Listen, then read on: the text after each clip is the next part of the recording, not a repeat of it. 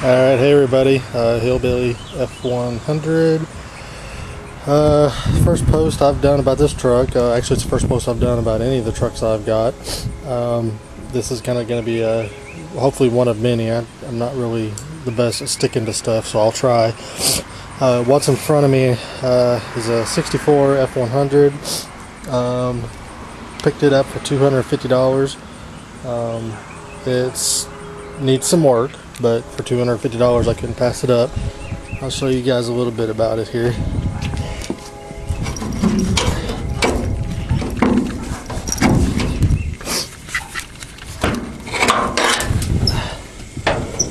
My videoing skills isn't the best, which if you watch this you'll come to find out. It's got a 390 FE 390. Don't ask me what the FE stands for. I've known in the past, but I've forgotten. When I got it, it wouldn't crank, it wouldn't do anything. A couple things that I did to it is I put a new battery in it. Had to put a new starter solenoid in there. Excuse the sniffling. I've got allergies really bad. Got the new battery cable in. Probably can't see it, but down there I've put in a new starter. Went in and changed the points out. Got a new ignition coil, and underneath the air cleaner there I went ahead and there's no carburetor in there right now. It's just sitting in a little 2-barrel, but I've got the carburetor that I've rebuilt, and it's on the inside of the house here. I'm gonna do the cheap $50 plus or minus roll-on paint job. I've been following those kind of paint jobs for a long time. Haven't ever had an opportunity to do it, but this is my opportunity, I suppose. Inside, overall this truck really isn't too bad rust-wise. Looks like someone at one point had tried to do some stuff to this truck. As you can tell on the side of the truck, there are several different coats of paint. You could really tell here on the door, it virtually flakes off as you run your hand across it. Hopefully mine will be a little better. They put indoor-outdoor carpet in here, which, it serves its purpose, most likely. I'm going to go ahead and carpet over this. Reason being is I'm just doing a cheap, I wouldn't even call it a restore, I wouldn't even call it a custom, I wouldn't call it anything. I'm not going to lower it. Not that I'm not into the lowered trucks, it's just that I've got a 64, and those 64s have I-beams. So, actually, you know what, I'm calling this thing a 64. I'm sorry, it's a 65. 65 is when it started as I-beams. Like I said, I just got the truck, I apologize. A couple things that's going to need to get done in here. I've got a seat, but it's at my dad's house. I'm gonna have to pick it up. That window, something's up with the window regulator. It goes up and down just fine, but the little knob, if I could get it to focus, the little knob in there doesn't want to stay in the track. So as I roll it up, the window will just come slamming down. I'm guessing I haven't tore into this. I don't know if it's got a keeper or something on the backside that keeps it in that track, or if it's just the way that arm is bent. That keeps it in there, but regardless, I gotta play with that. Couple holes in the dash. I've got the hole right there. Any of you guys have got any of these old Fords? I had a 62 that I had a 66. I put a 66 style side bed on it, but I've never had a 65. I don't know what goes in that hole. If you look over here, you can see there's the looks like the air blower motor and all that controls. Well, actually, you know what? No, because there's the fan controls here. I don't know what those are. One of these might go to the choke. You can see, obviously, when I wiggle this, there's cracks here. There's loose things in the dash. There's your wiper motors. It does crank. It does, start up. I've got, with the bad carburetor, I got it to start up for 30 seconds or so, and I could tell that it needed some work. I'm gonna take the gas tank out.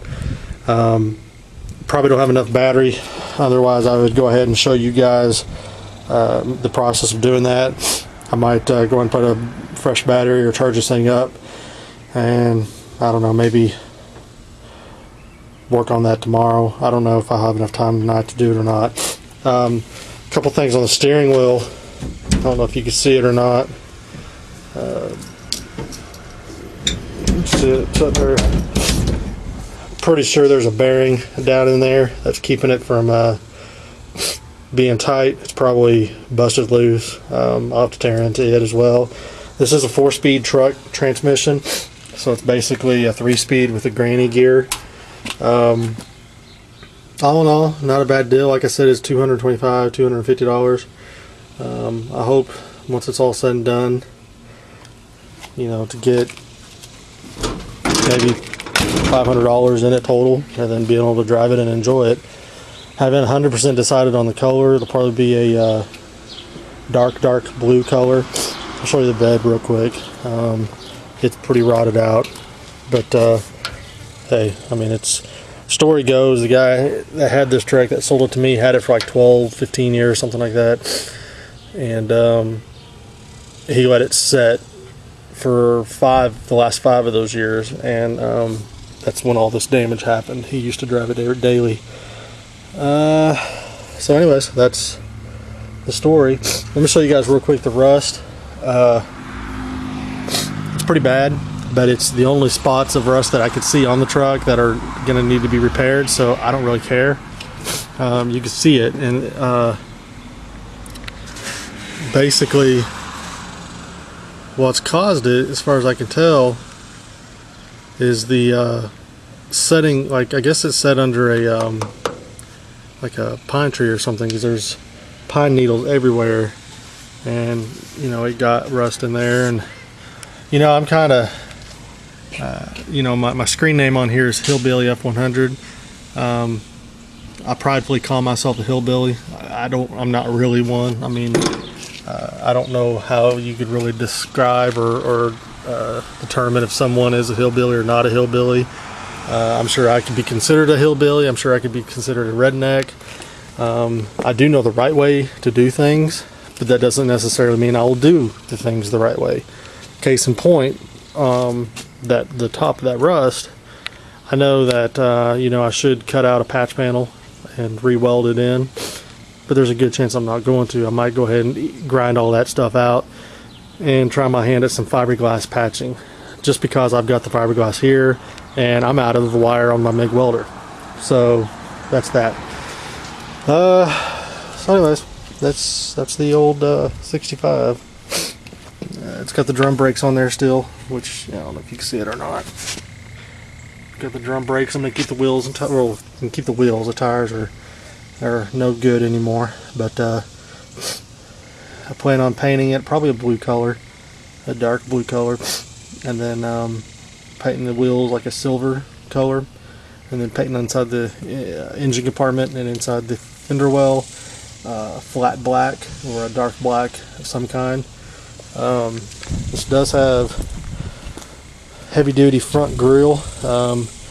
I got a guy that I know on Facebook says he wants it.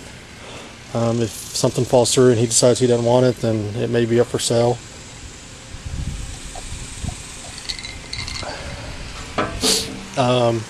Same thing goes for the back. We got a monstrous rear bumper there. I don't think it was original equipment. I think it was something like a heavy duty aftermarket kind of deal. But anyways, like I said, I've had my YouTube account for a while. I've posted a couple of crappy videos on there. My screen name's Hillbilly F-100, but yet I've never posted any hot rod hillbilly kind of stuff on there, so I figured now's the time to do it. Pretty much you guys have I don't have any followers, I don't have any fans or nothing. I just recently got back into even watching videos on YouTube, but I learn a lot from them, and I enjoy watching them. So you know what, send me your comments. Hopefully y'all don't have any negative comments about me, but you know what,